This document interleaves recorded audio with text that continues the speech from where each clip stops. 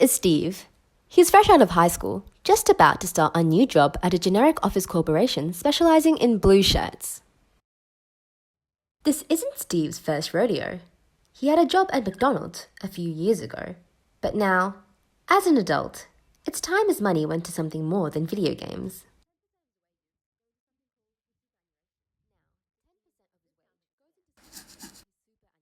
Now, 10% of his wage goes into something called his superannuation.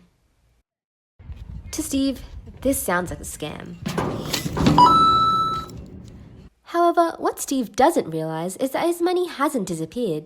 It's been put into a special kind of piggy bank. And Steve only gets a hammer when he's 60. But what's in it for Steve?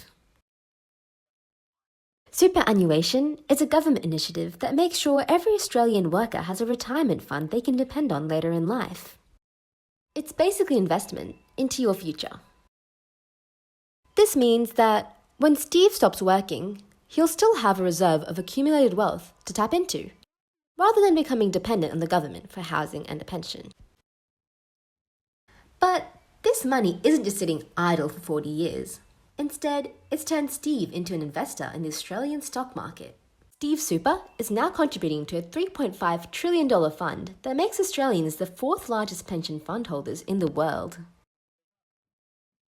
That $3.5 trillion is invested into Australian stock and property markets, meaning more growth, employment, and money circulating around the economy.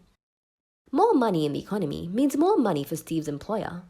And, most importantly, more money for Steve. But what else is in it for him?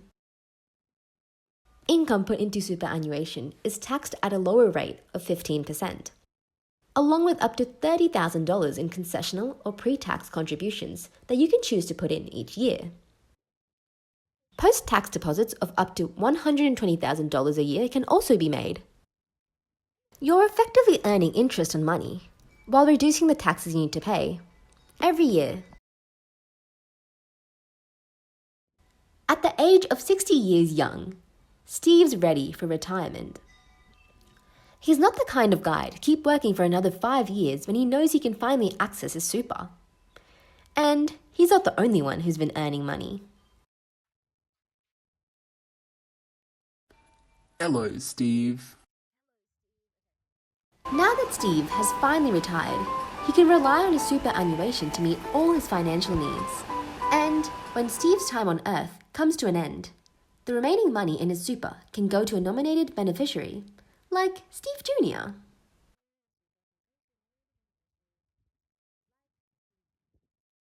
But where would all of us be without superannuation? Without a locked set of funds waiting for people like Steve to reach retirement age, not only will they have a worse quality of life in retirement, but there will be far more of us relying on government support without savings of our own. And that support will be coming out of the taxpayer's pocket, a pocket no longer protected by lower tax rates on super contributions. Without superannuation, Steve won't just be worrying about his own retirement, but also the retirements of 4.2 million other elderly Aussies. It's not a great deal for anyone, considering the alternative. Superannuation might seem like a far-off concept, but it's one of the most important investments you can make in your life. It's not just saving for tomorrow, it's securing your future today.